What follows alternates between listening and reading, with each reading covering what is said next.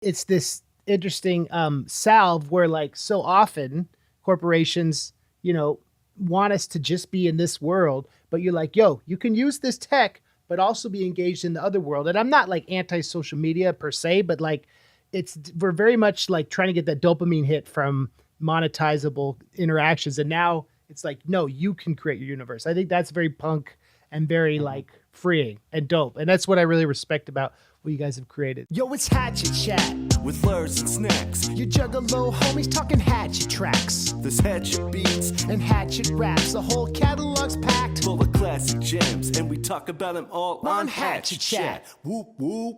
Welcome to Hatchet Chat. I'm MC Lars, and with me, as always, is the incomparable MC Snax.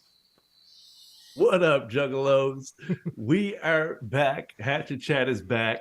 And this episode's a special one. It's all about quests, adventure, mystery, with the creators of a game that's all about quests, adventures, and mystery. We're talking about Morton's List today, y'all.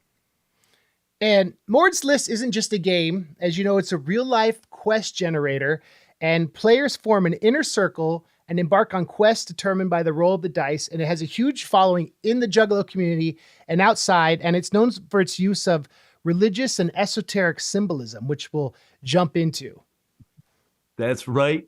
And then in, the original came out 2001, 2007, 360 Degrees of the Inner Circle came out, which reportedly took the game from just being a game and turning it into a lifestyle. And if you know the dedicated followers of this game, it definitely is a lifestyle. And now we're in the midst of a fresh Kickstarter campaign for the brand new updated version, Morton's List, Limitless Inspiration for Exploration. It's hit its goal, but there's plenty of stretch goals to go.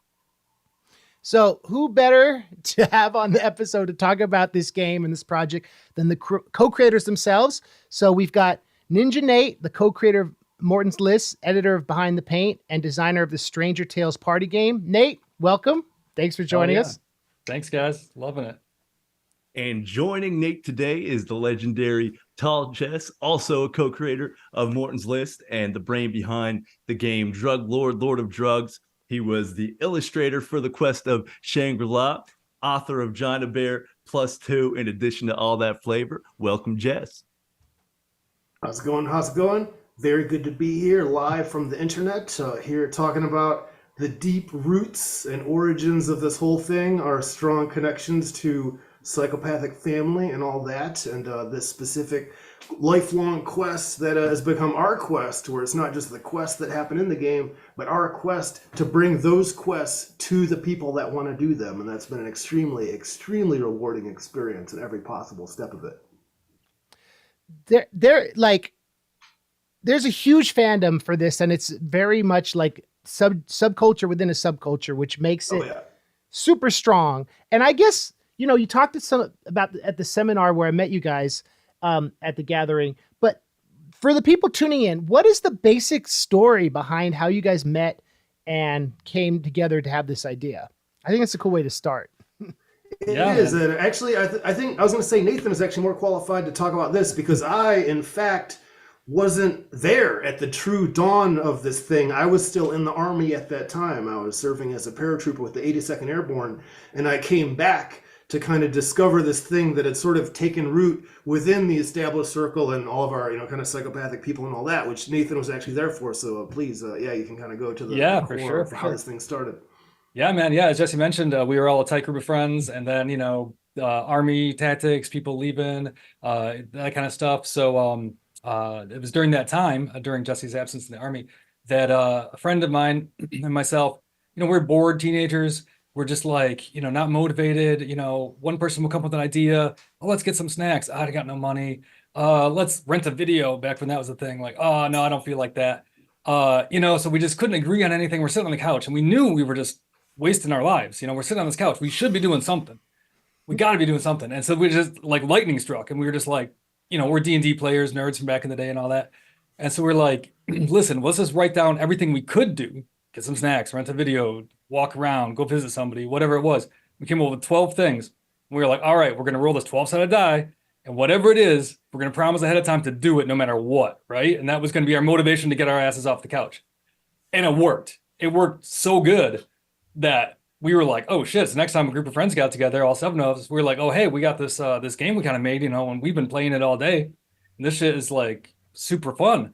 And then lo and behold, our original third co-author, Rob, was there, and he was like, wait a minute, my friend and I came up with this shit too. We came up with a list of 10 things and rolled them. So it was just like, whoa, how is this possible that we both came up with this idea at the exact same time? So we knew we had to sit down. So that night we didn't do anything except sit down and write more ideas of things to do.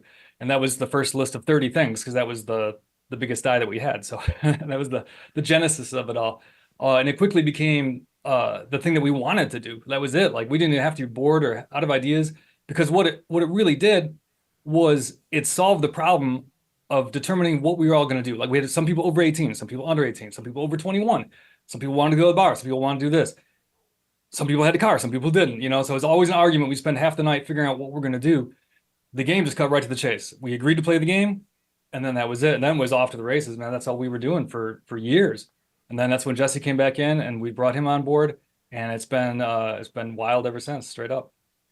Yeah, and that was really my first experience with it, because we had been doing gaming for a lot before that, kind of a lot of people may be kind of aware, but quite accidentally, I was in high school actually, and I had a pair of extremely dope Bo Jackson cross trainers at the time. Was been like early 90s era. And then this other homie had the exact same shoes, and then so of course we bonded over that. And he's like, hey, whatever, we got talking about whatever. And then I was like, hey, do you know anything about Dungeons and Dragons? He's like, actually, I don't play the game, but I know this guy named Joe Utzler, and he's got a dungeon master named Alex Abbas. And they're D&D. And I was like, I've been looking for D&D players. Fuck, I need like a group. And then so Alex was like, yeah, I'm a fucking dungeon master. I got mad skills. And he's been doing that. And so I fell in with them. And then within that, immediately when I met Joey, we were both into hip hop. We were both into skateboarding. We were into graffiti. We're kind of into punk rock and all that stuff. And so we clicked and hit it off. And so we maintained, very, very long-standing friendship. Obviously, he's extremely, he's kind of a rap superstar with his, 5 ex-wives and all of his kids and all that. These days, he's extremely busy. But, very formative in that era. And then similarly, like I said, Alex was deep into that game and kind of a hub of holding together kind of the RPG crew. So I got back, we were doing our regular gaming, and then we got this real-life kind of activity thing where you roll the dice give you something to do, and then you do it. Like there's like almost like a challenge, it's like the game is like, do this thing, and it's like, all right, just figure out what it is that you're going to do. And to me, that was extremely exciting because, as I mentioned, I was, living the life of adventure, definitely about, going to places. I'd been in Panama previous, in Central America. I'd been in Fort Bragg. We were there for the near invasion of Haiti in the mid-90s. You guys can look into that. And so I was definitely an adrenaline junkie, which I still kind of maintain. And so that was very, very appealing to me, just this real-life aspect where it was like taking what had been previously a tabletop kind of game adventure and breaking out of that into the real world. And we're actually doing these things, we're exploring stuff. We're sneaking around places we're not supposed to be. We're fucking with strangers. We're like, riding around in the middle of the night looking for, it was like, I'm like, all of a sudden, we're like in it, like we are the characters. And it was like we'd crossed some threshold, where it's like in D&D, you're like talking about these things you're going to do. And then in live action role playing, which we never did, we were never kind of in that world, but you're like, you're kind of, it's sort of real, but you're like still within a game and you're pretending to be a vampire or whatever. This was beyond that even, where it's like you're in the game, you're yourself with what you know how to do, but you're doing these kind of game-like quest challenges, but in reality, so that it kind of blurred or erased the line completely between games and real life, which was extremely appealing to me for somebody who loved the adventure and the imagination of what these game structures kind of provide.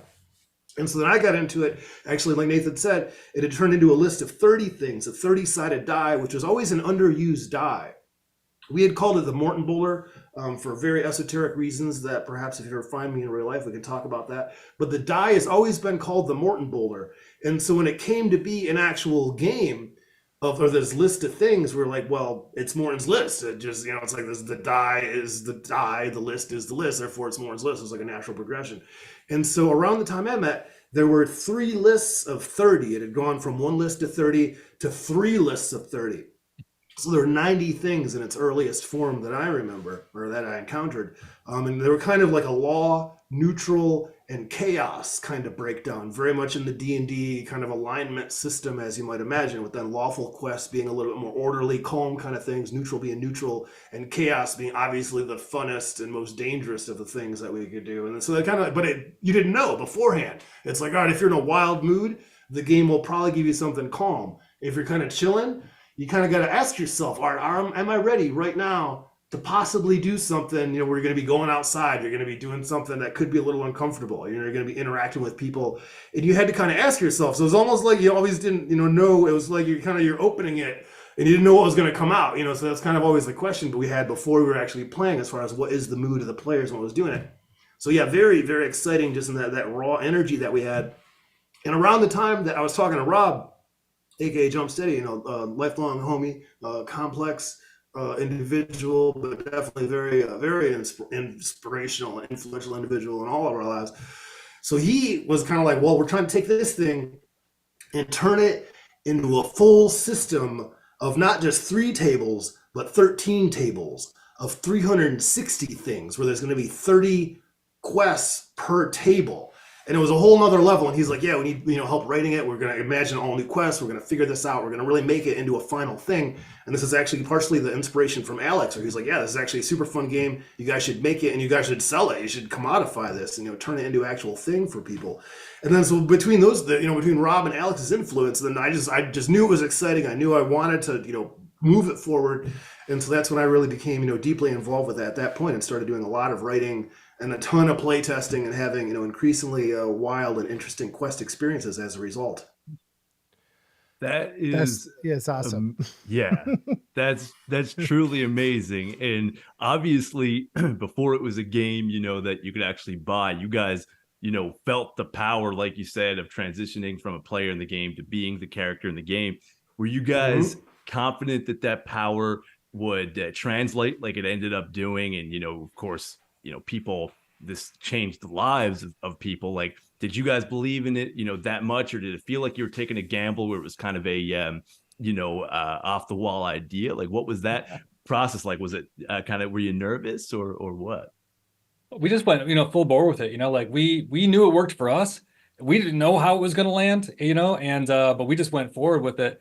We figured, hey, at least in the Juggalo community, there's enough, wild ninjas, board ninjas, rural ninjas out there. We didn't really know who was going to connect with or how it was going to go. We couldn't, anticipate some of the pitfalls along the way, like with Hot Topic, which was not punk rock enough to support Moore's list. And some other situations. Yeah, they were too. They weren't real enough. That was the thing, right? It was actually a real game, right? And Hot Topic, I mean, they have fun stuff, but it's some mall poser type shit, so they weren't on our frequency, unfortunately, But yeah, that was an era. Yeah. So definitely we couldn't anticipate how it was going to fly and all that, but as it turns out, yeah, like the fan base is, it's global, it's super underground, subculture for subculture, as you mentioned, but the people who get it, and like their lives have changed. They've married people. Our homie David Tamario is a famous jeweler in LA because of the game. I'm like, it changes your life for real. We don't lead with that because that, it's just a fun game, but once you get into it, like the reality will seep in, and amazing, miraculous things happen, and it's super fucking fun.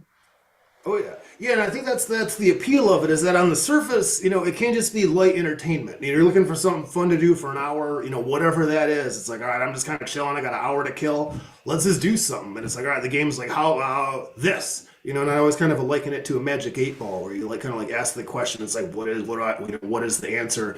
And then the Magic 8-Ball kind of tells you one of its 20 things. So it's kind of a similar thing, where it's like, what are we going to do? And then the game is sort of like, what about this? And then you're like, whoa.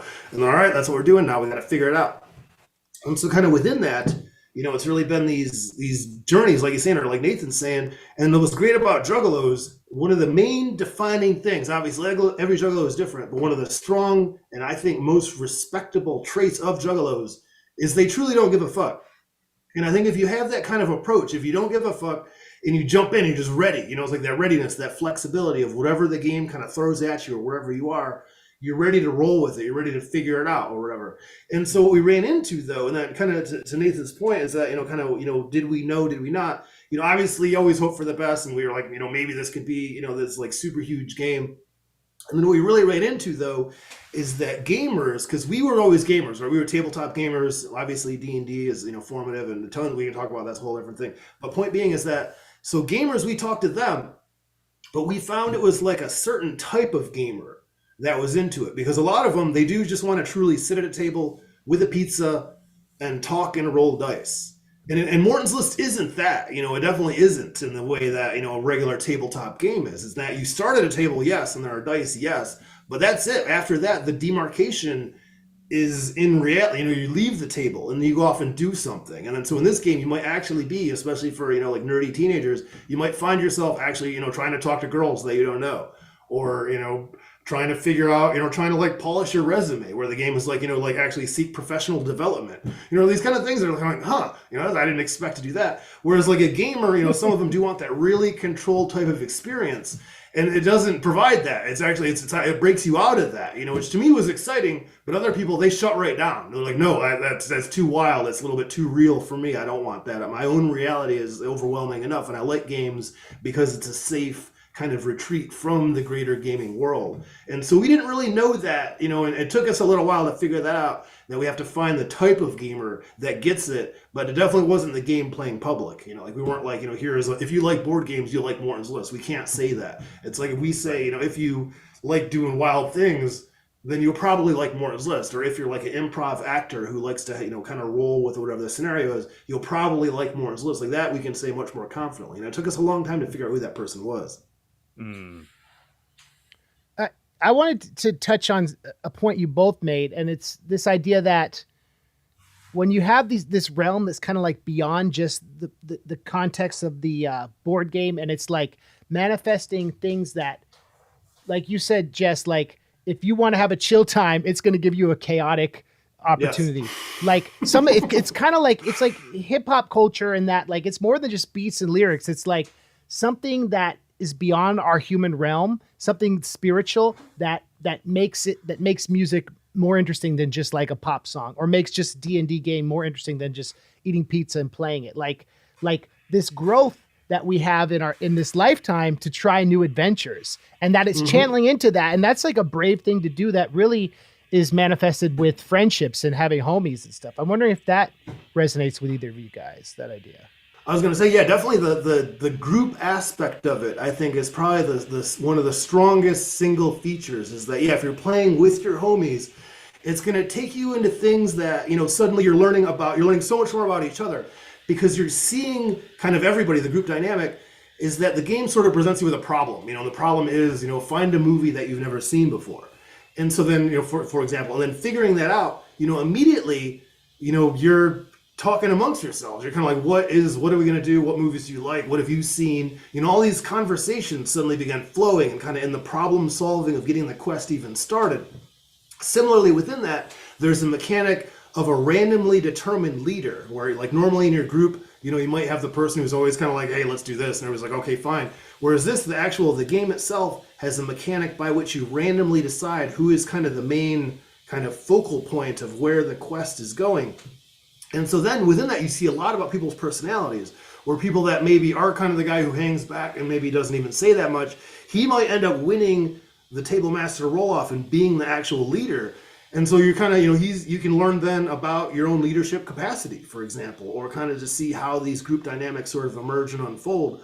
Or even then, you're doing something where it's like, hey, let's all, teach each other how to do a skill. And it's like, all right, well, what do you know how to do? And I remember very specifically, I had a great time showing everybody how to do chainmail links. I was doing 4-in-1 chainmail, kind of like medieval style armor. And so I had like all this stuff set up for it. And so, other people didn't even know that, that was something you could easily do. Or even, I think people didn't even know that was one of my weird, or not weird, but one of my hobbies that I had been into. And then for me, I was suddenly, kind of in a teacher role, which I hadn't really thought of myself as that until that quest, where suddenly got like a group around you. The game is like, teach each other a skill. And then you're teaching a skill, and then you're kind of like, well, actually, I kind of enjoy talking to people and explaining how I'm doing this thing that I get a lot of enjoyment out of. And suddenly everybody else is now enjoying it too, at least for that 1 hour experience. And that has been extremely powerful within the group dynamic itself, definitely.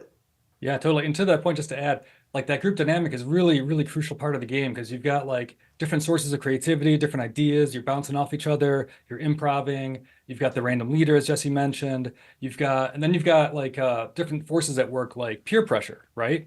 It's not necessarily a negative thing, but you got to deal with that. Like, oh, we all kind of want to do this, but like, oh, I'm not into that. But then on the other side, the game includes something called a moral code or moral compass, which is like everyone's individual, like, hey, I don't drink, or I don't eat meat, or I don't whatever. It's not like I'm afraid to do that. Maybe you want to push that a little bit. When you fear of heights, I can work with that. But if I'm morally opposed to something, then it's full stop. We're not doing that. And then you have to be extra creative. Okay, well, how are we gonna drink? Like a very good friend of ours, they did a bar crawl hop kind of thing. And they came up with tons of rules, made it super, super lawful. They drove to the bar, they had to go in, get one drink, the drivers couldn't drink, only the passengers, and made this kind of race out of it. Just use exercise your creativity to kind of create that really unique experience that never would have happened were it not for the game, right? Because like somebody could come out of the blue and be like, hey guys, I got this completely thought out idea that we should all do. Ain't gonna happen, right? There's a million ways that's not gonna happen. But the game creates the structure, the framework, the container, if you will, for these things to happen that could have happened. You could have all decided to play this crazy wild bar hop game, but it never would have happened. So it's like this catalyst for real life experiences. And back to your point, Lars, it's that direct experience, that direct in the present, in the now, improving with life, going with the flow with your friends. It's magic and it's unforgettable, That's incredible, man. And for juggalos who aren't familiar with Morton's List, or any homies out there listening, as you can tell, it gets you in some insane situations. And I know Tall Jess and Ninja Nate, you guys are probably expecting this question, but Lars and I really wanted to ask it, like, what are some of the craziest, can you tell us some of the craziest situations and quests you guys have personally experienced? Yeah, the story, it gives you stories for years. My other game, Stranger Tales, is a game about sharing memories and stories, and Morton's List generates them. Like the more you play, the more, 4 out of 5 times might be a fun time, and it's not super memorable. But my God, we've had salty popcorn eating contests. Do not recommend. You can die, like it's actually bad for your heart. Like too much electrolytes, not good. We've been climbing abandoned buildings in Detroit, pretending to be a group, like a rock star group with like a manager lost in a hotel, putting plants in the crowd, and then randos would come up and ask for our autographs. Just crazy shit, fucking with people, changing signs, at the Sears Tower, directing all the people down into this like basement area. They all come back up like lost sheep, like where's going on? I mean, just endless fuckery, man. It's stories for days. My favorite, actually, now that you think about it, it's not the quest specifically, but it kind of because of Morton's List. And for me, this is a while ago, but I think it maybe remains unsurpassed, although I've had definitely comparable experiences since. We talked about this a little bit before the camera started rolling. When I found myself in a Golden Corral in Anchorage, Alaska, sitting across the table from underground Caucasian rap pioneer Danny Kaye, interviewing him, and he broke out with his legendary and infamous beatbox scratch mouth technique, which you can see there's a video for it. Look for the Danny Kaye video.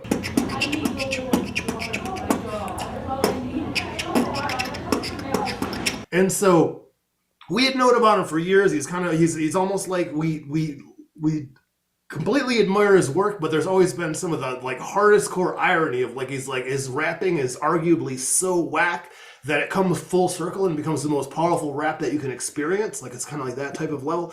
And so for me, kind of sitting, from me to this camera, this close with Danny Kaye, he's rapping, and I'm just in awe. Where it's like it's beyond like we're saying, like a love of hip hop definitely is very deep. So it's kind of like usually there's an artist on a stage. We're like sitting at the same table, and he's just spitting his beatbox scratch mouth technique, and me as an interview, and I'm like, I'm here because of Morton's List. Like, Morton's List opened the door for this to be possible. Like we met Big Cheddar, he got us to Alaska.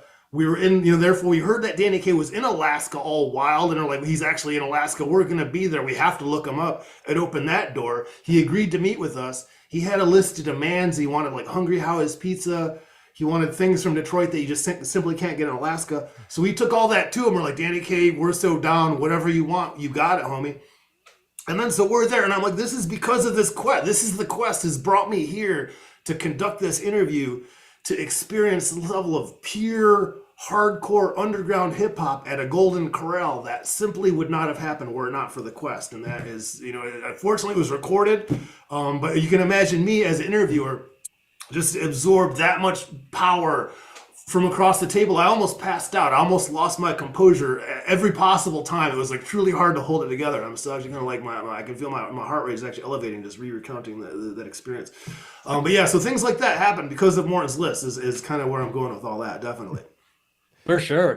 Like that touches on like these epic level quests that the game's brought us to. We've gone to Guatemala for the Mayan apocalypse. It never was the apocalypse, whatever. We got the changing of the Bakhtun. The changing of the Bakhtun was real. Yes, formerly the 12th Bakhtun. We are now in the 13th Bakhtun. Definitely, that was real. Yeah, the world didn't end. But anyways, yeah, you go ahead. Yeah, man. Yeah, it's stuff like that. Just like diving the Atlantis Road off the coast of Bimini. I mean, it's brought us literally around the world, and it's stuff we never could have anticipated. So the quests can and do get epic. Yeah, for sure. And by the way, that Mayan thing I was going to ask about, because I remember you showed pictures at the gathering, and I was like, this is so cool that you not only were at this interesting moment in history, but you were debunking like this universal fear of like what was going to happen with the false narrative that the mainstream world creates, and you're like at the center of it and be like, nope, it's actually beautiful. And it's like you said, just the Bakhtun changing, like getting to the heart of beyond the illusion, like that is reality that it's forced on us. And I think that's what's so cool about this. You know what I mean? We create our own reality that is actually more real. And I like that a lot. I vibe with that. Definitely. Yeah, it was to me, it was wild because I was very, still am very much, kind of an apocalypse, enthusiast. And so really, I was very intrigued by all the kind of different milestones that had set up. The first of which being X Day, which I want to say was July 5th, 1998, actually, which and if anybody out there knows about the Church of the Subgenius and their whole thing, they were a pre-internet cult joke religion before the internet was big enough for it to truly be like, they were like the flying spaghetti monster of their time, but in a pre-internet version. And so they're actually like largely influential because they're definitely all about absurdity. This embrasure of like pop, kind of their iconography of this guy Bob with his pipe and all that. So that was actually, we went to that. They had their thing on July 5th, this X Day, and then the Exus were supposed to come. They were kind of like a UFO kind of thing that was supposed to descend from the heavens, and they had a whole thing, and there were like live events there, and like a Armageddon conflict and just orgies, and it was truly wild, like truly wild. And that was almost like the kickoff, of the like apocalyptic season that reached some kind of fever pitch at Y2K when all that happened, of course, and everybody kind of held their breath, like, are all the ATMs of the world going to crash? And then around that time, Heaven's Gate was happening, a few years later and all that. And then so the December 21st, 2012, changing, or end of the Mayan calendar, that was kind of like the tail end of all that. And so then for us to actually learn about this kind of get together in Tikal, which is the main Mayan complex there in Guatemala, and those doors just began to open, and we're like, well, this is perfect for Morton's list. Like, let's all go to Guatemala, roll quest there on the pyramids as kind of a celebration of kind of being in this utterly present kind of moment, like you're saying, not so much about the apocalypse itself, but the kind of surfing the wave of that kind of energy. And I was definitely blown away because there was every kind of like dolphin crystal enthusiast, new age weirdos of every kind, hardcore real Mayans. Actually, we participated in like a real Mayan ritual where there's like a whole thing where everybody had a candle and they were like spreading the light from candle to candle to candle, and it was spreading outwards, and people were like chanting in Mayan. It was the energy was just completely wild, and you're in all amidst all these pyramids. Not to mention, of course, the Star Wars Episode 4 tie-in, where it's actually just like the planet there, where you see it's like that pyramid, like that's the one where the guy at the end of the scene, where it's like pointing with the guy. Anyways, so all that was there, and that was real, and we were part of all that. And at the same time, right, the world did not end as such.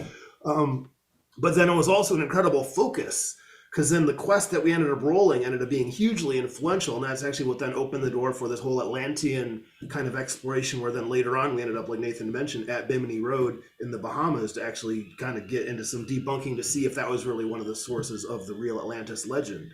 So yeah, very good times. Wow. And that's another thing that kind of like all this flavor kind of touches on another question we had for you guys, because there is a lot of, mysticism involved, all kinds of, spiritual symbolism. And I know you guys, might not want to, we're not asking you to reveal any like super mysteries here on Zoom. I know that probably isn't the place for it, but what was like, can you talk about a little bit of the influence behind including that stuff in the game? Was it your guys' personal interest? What's the story there? Oh yeah, for sure. As we were coming up with the 13 tables and kind of moving away from the D&D model that was sort of like, the law, like neutral and the chaos, we just started, bringing forth everything we had. I grew up with mom who was like super into the new age stuff. In fact, this is her shamanic drum right back here. Wow. So I was very familiar with the tarot, that kind of stuff. So we started like, okay, what about the sun and the moon? We can use those as themes for the Solar Rise table and the Nightscape table. Originally Sunny Delight and Moonstruck, but we fixed that. And so we brought in the tarot for that kind of stuff, and we also brought in concepts of yin and yang and neutrality for like the higher, harder to get to quests, things like that. So we kind of brought in a lot of pan spiritualist kind of stuff together to create this new structure that was this 360 quests, so like the 360 degrees of a circle to kind of cover all aspects of life, broken into 13 themes or tables that were all kind of oriented like this. So from the get, we just kind of brought all that stuff in, just mining our own background and interests in that way. And in a sense, it is an oracle like tarot. It's you're consulting it. You're what are we gonna, not what is my future going to be like, or answer a question, but what are we going to do for the next hour in real life? So it's a real life oracle in that sense.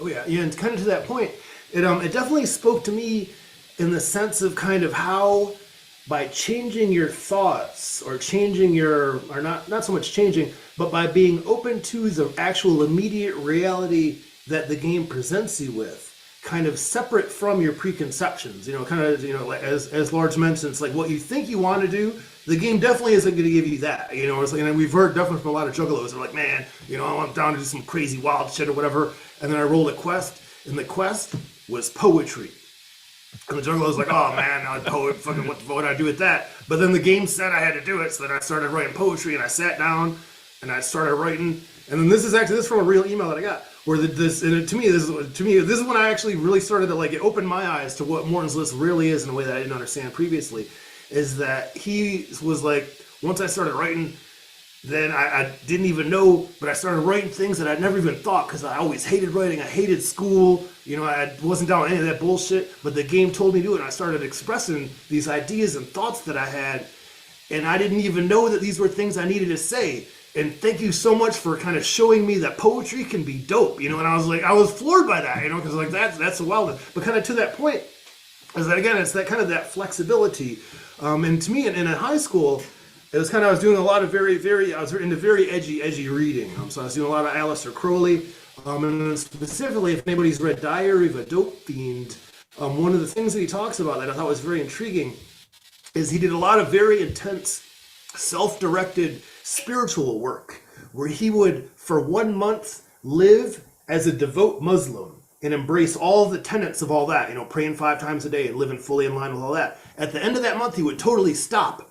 And then he would be like, all right, now I'm going to live as a traditional Grecian style pagan, and live as though, the Greek deities were real, and observe all that, and kind of in the more like, Hermetic style practices of all that. And so really this he was doing all this work to like molding and shifting his own kind of belief systems to get at the deeper sense of kind of what these beliefs can even be, and how much power an individual actually has over their own mind, over their own beliefs, and over their own present as they create it in the ever unfolding, kind of infinite moment of now, which is kind of where we are, devoid of what happened in the past or your expectations of the future.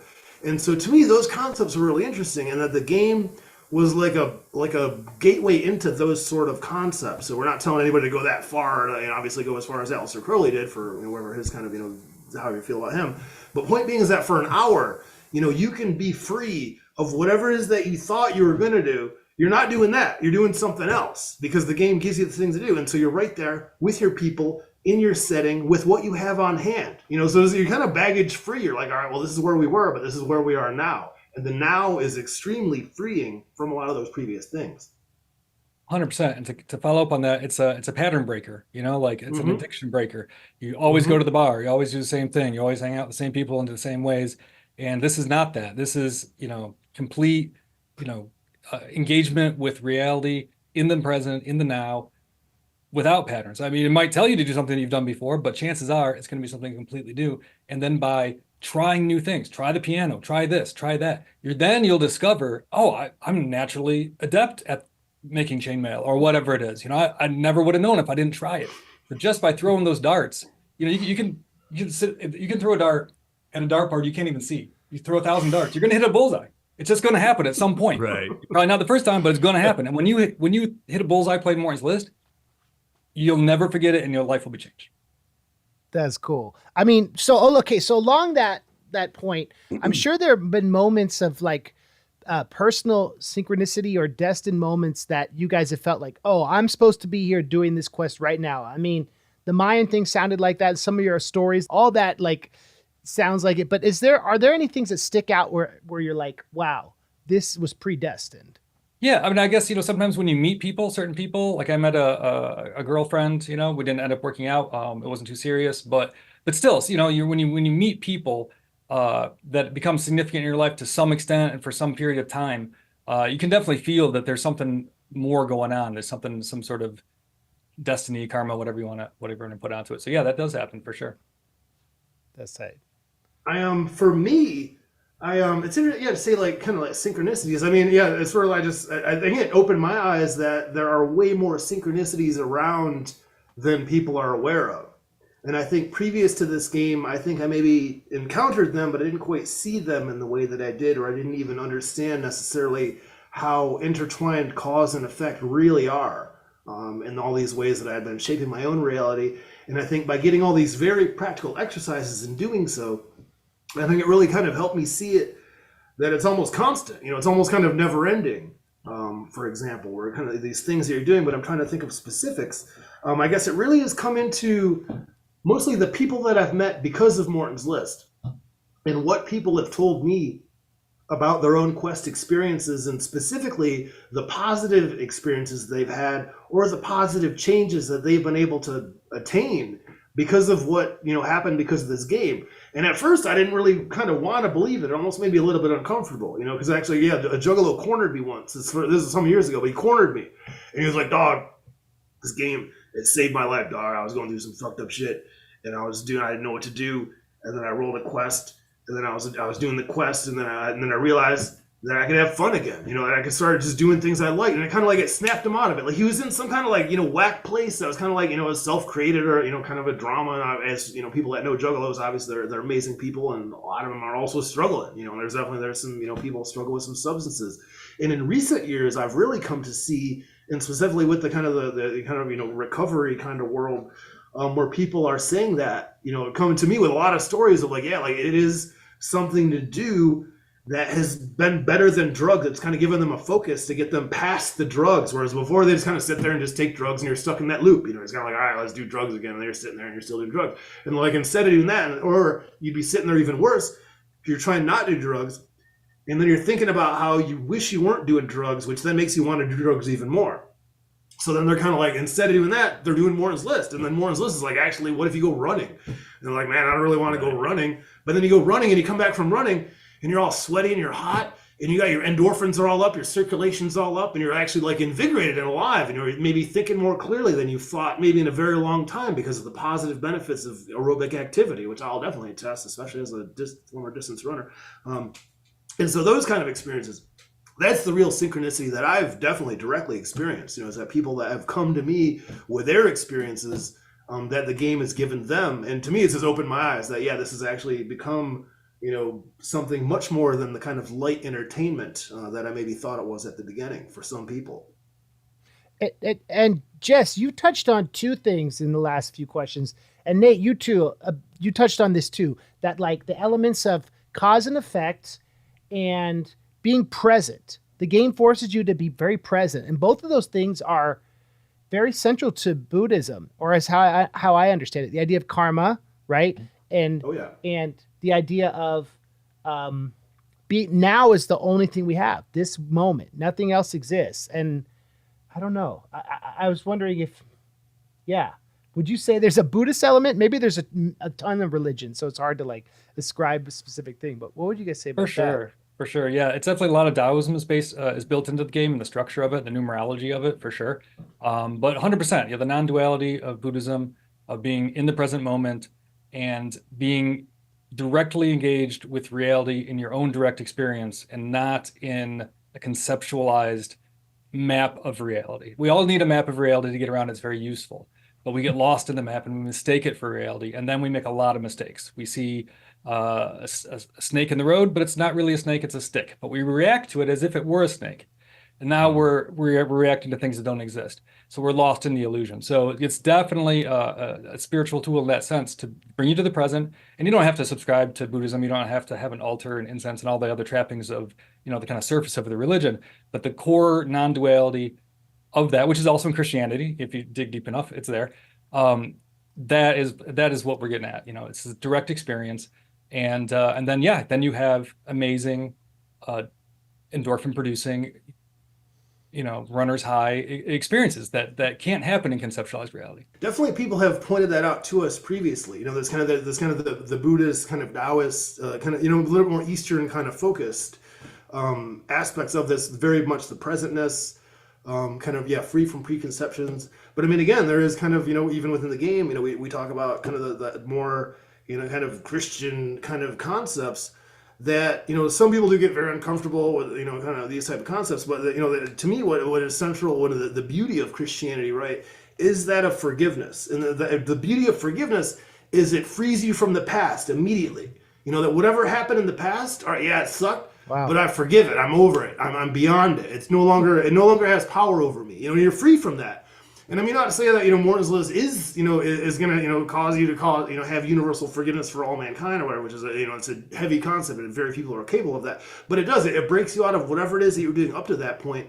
The game is like, where you are now is where you're at, and therefore you can be free of the past. And you're not even thinking about the far future, kind of the big future that people get overwhelmed by, especially in this age of anxiety that we're in, because then you're kind of focused on just an hour. What is the next hour going to be? It's almost gives you a small enough block of reality that you feel much more focused on what your power is over that, over creating that reality in this immediate sense, because it's kind of this like bite-sized kind of version of what you're actually shaping in the immediate sense.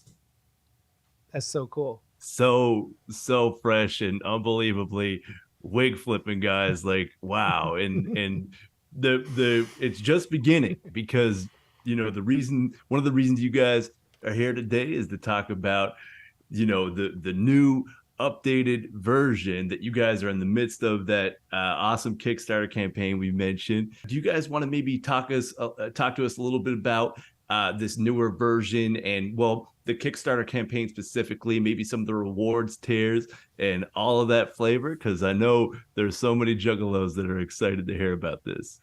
Oh, definitely. The kind of the story thus far, right? Because we had our initial printing. We were kind of we're very excited. This is going all the way back. It's kind of, if you imagine a world in which in New York City there were these two beautiful rectangular refrigerator-like buildings that once existed. Morton's List is of that era. And then it actually came out I want to say 63 days prior to the kind of, epoch shift on 9/11. So kind of that was very much the energy of the game. There was a lot of optimism for people that were kind of that rode that whole wave, in which the feeling of the possibilities of what was before us and what the 21st century could be. Here we are in 2023. Obviously, people have experienced what they've experienced, and they feel how they feel. So within that, we had our initial printing. We made a lot of classic mistakes that a new game company could do. We printed too many. We maybe didn't have the level of field research that we could have, and a lot of things that we ended up learning. And kind of within that, actually, and then two, kind of as you can attest, our third partner, kind of Jumpsteady, he sort of began to do other things in his life, and so he wasn't really part of Morton's list, kind of for his own personal reasons. That if you wish, you can talk to him about that. And then so kind of meanwhile, I had, as mentioned, I had been encountering more and more juggalos who had been getting a lot out of this game, and it really started to energize me, because we'd been selling. We had some kind of like peak in 2007 through like 12, where a lot was happening with the game. And then kind of the past decade or so, it actually been kind of quiet by a lot of accounts, where it kind of, it had been a little bit backburnered. We were selling them very slowly. And then eventually, for people that have been following this thing, a few years ago, we finally realized that our giant pallet, we once had a pallet of 10,000 games, that our pallet was finally nearly empty. And we had 100 copies left. And then the three of us looked together, me, Rob, and Nathan. We looked at each other like, this is dope that we got this far. It took forever, because we sold them the hard way. We had no distribution. We, like as mentioned, we got kicked out of Hot Topic. We were too hot for Hot Topic, as they like to say. We had struggles with game fairs where we upset some game fair people. We made friends with all those people. We even, Hot Topic might even be friends now. We'll talk to them later. But yeah, and so we started getting game fairs and all that. And then so when it came down, we had our last 100 copies. We did a gold seal edition where we had a special limited edition flag and a certificate of authenticity, and they were signed, and it was a whole thing. And it was very like, it was like a breakthrough. It was like a true like end of that epoch. It was like that was the world of the first to the last, and we had completed it.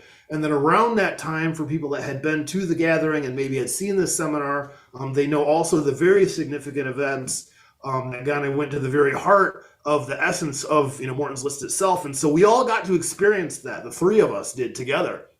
So it kind of like we'd really come full circle. And that really left us with the question of what to do next. Because then we didn't have a book really for sale anymore. People had been having experiences that were extremely positive. People wanted to get the game. And then sadly for them, it had become completely collectible, because it was, a lot of them, and anybody who looks online, easily the numbers are, usually around 300 and up for a used copy, sometimes kind of dog-eared, and then just for a game. And we're kind of like, well, this is actually, this whole idea, they're a highly priced collectible. And that's not really helping people play this game and have fun the way they're supposed to. Or, you're supposed to play to have fun, and then, sometimes people accidentally have spiritual experiences too. And then so within that, then that's where kind of Nathan and I were like, all right, really, well, it's time for a second edition. Kind of what can we do to kind of get this thing, to the people that want to play it that can't get it, or the people that maybe hadn't heard about it before. Because now there's a whole new generation of juggalos. There's tons of juggalos that the ones the post or kind of the post Wraith era juggalos, so to speak, of the next generation. They had heard of Morton's list. It had kind of been this legendary thing that was like around, but they couldn't get one. A lot of the players were a little bit older, and they didn't have anyone in their immediate group to play with. And then so really it started kind of and then the announcement was summer before last. We're like, yeah, we had the seminar. We came out and like, yeah, we're having this Kickstarter in the fall of 2023. We originally announced it for October. Now we're doing it in November. And so within that, we really did a lot of work to look at what we really liked about the game, what the game had shown us about itself, of all the things that we didn't even know were in the game when we created it. Like, for example, we didn't fully understand that a lot of players, not all, of course, and no one has to play this way, but a lot of players in the lead up to actually even rolling a quest will be, getting situated with some herbal enhancements. And then when we created it, we actually weren't weed smokers at all. We didn't smoke in the least. I was in the Army, so I was getting tested all the time. And I was I didn't, really swing that way. Since then, I become a huge weed enthusiast. Now I'm living in Michigan, and that's all that. So it's a whole shift in our own consciousness, which then now we can bring to the game. And the players have shown us that, in fact, Morton's list goes very well with marijuana. Not so much always with alcohol. Alcohol is kind of okay, but alcohol definitely can make you chill and just kind of sit there and, kind of suppress whatever it is that you're doing. And then people can get a little bit, kind of lethargic. And we've been seeing that playing with drunk players isn't always the most creative or interesting outcomes. But weed fits perfectly. It's like you don't need weed, but if you have weed, it totally lines up very much in line with a lot of what happens within the quest. And so kind of all of that understanding, Nathan and I have been bringing to this new edition. And even, kind of some of the structural kind of things that we realized we had some kind of things where we maybe rolling extra dice that weren't always taking you to the quest as directly as you could, where, there's a little bit, it was kind of over, there may be some over clunkiness to some of the mechanics in the first edition. So since we fixed all of that, we've streamlined it quite a bit. The quests are now all very much updated because, as you may imagine, things that exist now in today's day and age simply were not a part of the world then. Even like, for example, the technologies that we are sharing right now, by which we can have a truly Jetson-style video-based conference that anyone can do. Anyone with any one of these anywhere in the world, can talk to anybody else now. That's just part of the quest. It's sort of assumed, for example, or even all the various kind of like learning and skill-based quests, where it's like, if anybody wants to learn how to cook, for example, you don't have to find a cookbook like before. It's like, all right, you want a recipe? What kind of recipe? Do you want to see some kind of video of somebody doing some kind of elaborate cooking technique that you maybe have never tried before? You can get that. It's at your fingertips. So all this incredible information is now a part of just everybody's sort of base level of equipment that they have to start a quest. And so the new game is very much written with that in mind. Yeah, exactly. Cool. Like the original game was like it was like an encyclopedia. In fact, we were using Microsoft's Encyclopedia Encarta, it's a flash in the pan thing to gather information and condense it for people, so they could have a Wikipedia to learn about all these things. Now the internet exists. So, that's it existed then, right? That was the dawn of the internet. It was very much like 2000s era internet, which is, early, crude, very much 1.0. Yeah, it's on your phone. You can access whatever you want anytime. So now, instead of explaining things to people what these things are, it's like now we've got 20 years of experience. We've seen all kinds of creative attempts at this quest. We've done all these quests. We know about all these things. So now we can give people these idea seeds, and they can go learn about whatever they want on the internet all easy like. But we've got just like this endless cornucopia of creative ideas and experiences that can spark people's imaginations and creativity in all these different directions. So that's a huge difference to build on what Jesse's saying from the second edition to the first. And it's this interesting salve where, like, so often corporations, want us to just be in this world, but you're like, yo, you can use this tech but also be engaged in the other world. And I'm not like anti-social media per se, but like we're very much like trying to get that dopamine hit from monetizable interactions. And now it's like, no, you can create your universe. I think that's very punk and very like freeing and dope. And that's what I really respect about what you guys have created. So props. It's really cool. Thanks. I appreciate that. Yeah, it is. And yeah, I've actually flirt with kind of, anti-technological philosophies. I think are actually very, very interesting. And specifically, right, technology is extremely seductive for people because the idea of what you can see and what you can, the illusion of what you can see and what you can experience from your chair, from your keyboard is very seductive for people, but it's not reality. It's a replacement of reality. It's pixelated. It's pixelated and digitized, and what you're seeing and what you're experiencing, it's not tactile. It's not olfactory. It's not reality, it's not actually raising your pulse in any meaningful way. You're not actually really, connecting with people, and, you can't physically arm wrestle somebody over the internet, but in Morton's List, you can be wrestling somebody for real. You can actually find yourself, actually like engaged in like, mock combat or sparring, for example. You can really spar with somebody because of this game. It encourages you to do that, and people do get injured. We don't want them to, but it happens, and not life-threateningly. But I mean, that's kind of that's the reality of doing things in real life, and that is being oddly, it's being discouraged really by these, large, very well stated, the monetized interactions that are completely corporate controlled. And even the internet, which created this game, was very much a pre-corporate internet, because it was a raw, real kind of internet in which the only people that were on it were actual, technologically engaged people or people that were using the internet to do all entirely new things that weren't possible before. Since then, and especially post, kind of iPhone era, in which the iPhone really came in and got mobile pocket-based internet to every human on the planet.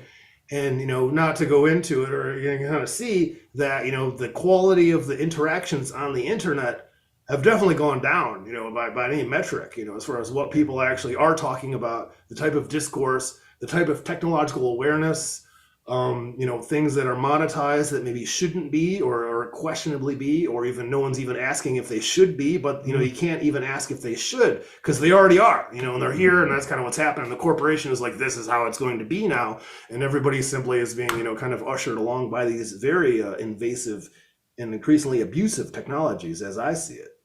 For sure, man. And that's what's so cool. And it's just amazing that this awesome, incredibly just unbelievable legacy is moving forward into the future. And like Lars said, kind of in a balanced way. It is updated, it is using technology, but in a good way where there's still balance with the real world. Because of course this game is all about the real world. It's using technology like a tool, which is what it's supposed to be, not not supposed to take over your whole life and dictate how we live. And that's awesome. And like this interview, guys, has just been so unbelievable. And we have one question. As we mentioned at the beginning of this episode, there was a expansion to the original game, 360 degrees of the inner circle.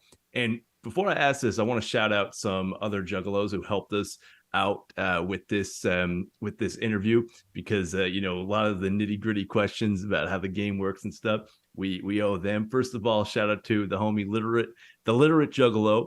And also there was actually a homie that wanted to remain anonymous. He just wanted to be known as a seasoned listener, but they helped us out with a lot of these questions, including this one. They wanted to know, with this updated version, do the 360 rules apply and gaining degrees and stuff like that still take effect? And if so, do you have to start over with your degrees? What's the situation there? Actually, that is a very good question. And the answer is yes. Not unlike, again, going back to tabletop gaming analogies. So if you have leveled up, so to speak, that there will be then rules so that you can port your previous experiences into the new system and then allow it to translate into the new powers as they're updated. The new powers will be more complex. Actually, it's funny you mentioned that, because actually Nathan and I were just talking about this exact thing. So actually the idea is that the book itself will be not unlike the first Morton's List, is that will be a self-contained game that doesn't require you to really keep track of your quests or to understand this power systems. But then this new power system is designed as an overlay, and that's actually forthcoming, and that will be following the tail end of this release. And even as we ran into, for a lot of people, because the original 360 was based on writing your quest experiences down and kind of tracking it in a way that was very much like a tabletop kind of gaming experience. It was kind of for like the record keepers and that kind of stuff. And so sadly, we were losing a lot of people. And then other things that kept happening is people would write all their quests down. They'd have huge, hundreds or thousands of hours worth of quest up. And then for one reason or another, your book gets lost, or it gets burned in a fire, or it falls in a lake, or you just lose them. So people were just wiped out entirely. And we had all these quests that we lost track of.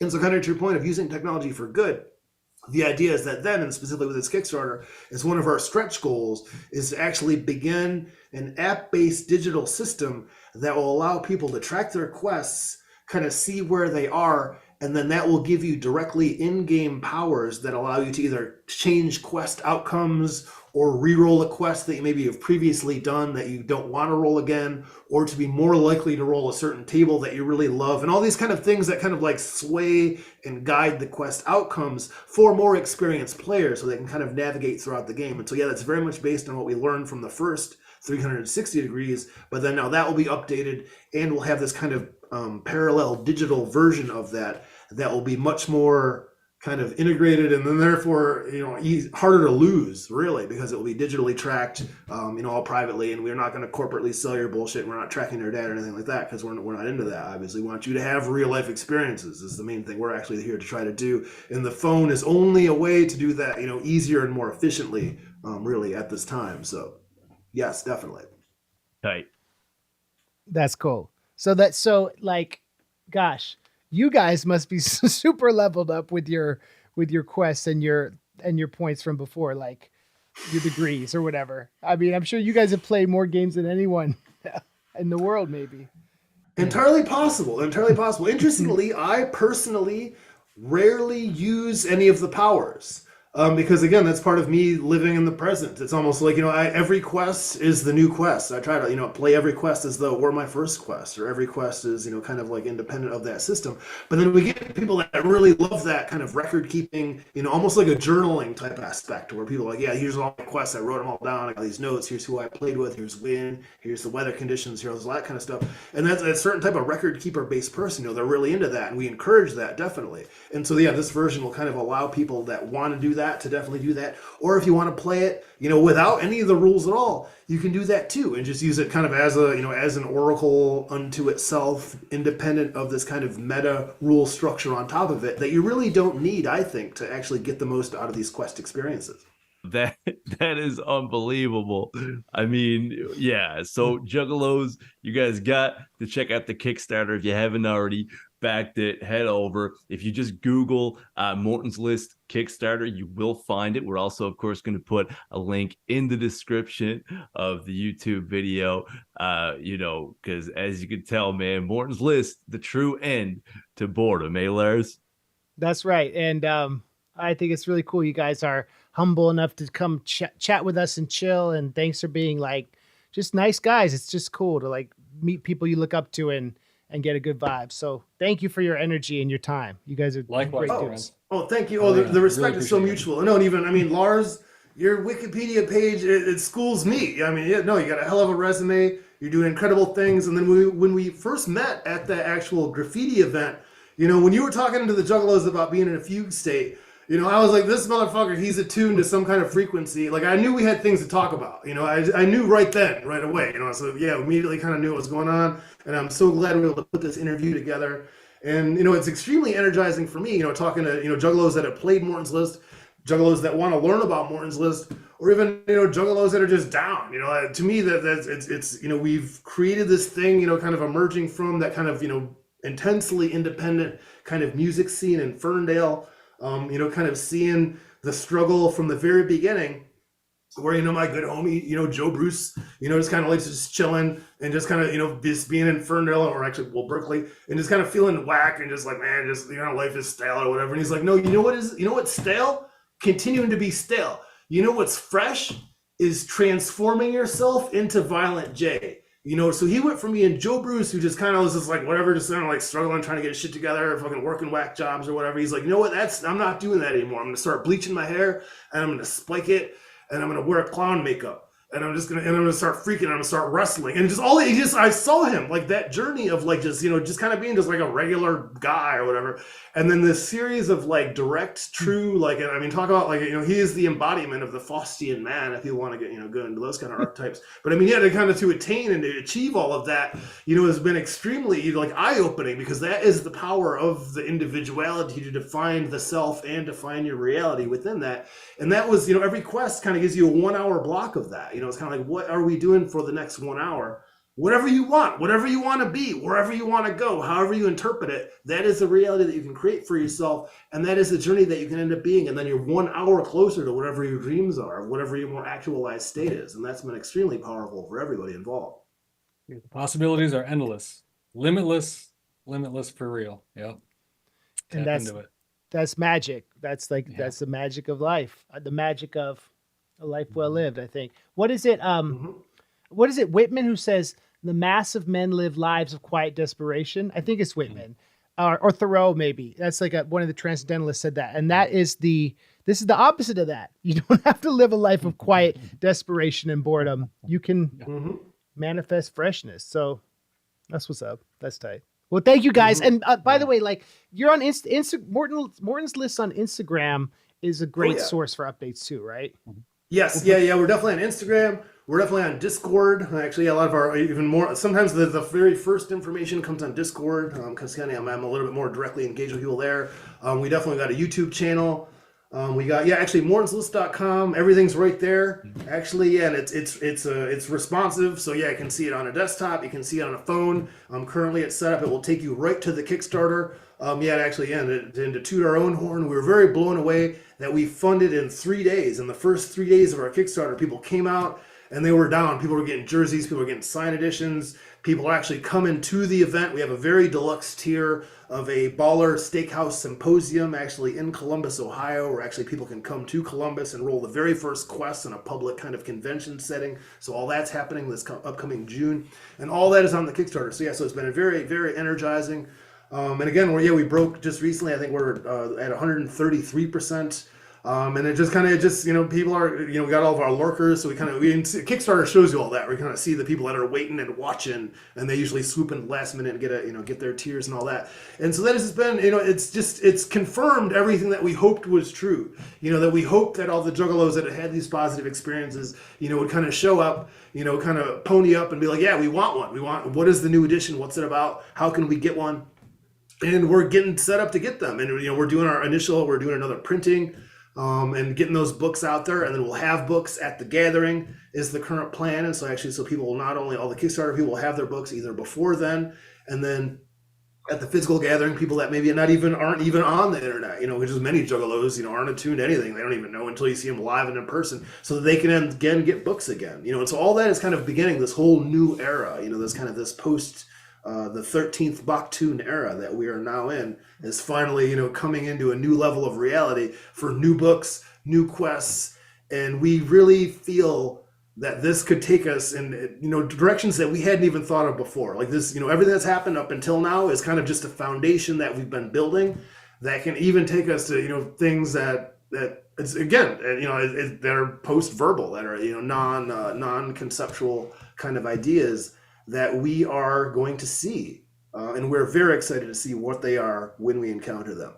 That's what's up. That's cool. And you all can be part of it. Be sure to support the Kickstarter. I know I'm going to, and it's just tight to be able to talk about it. And hopefully we'll see you guys at the gathering. We're hoping to be there, so that would be kind of tight.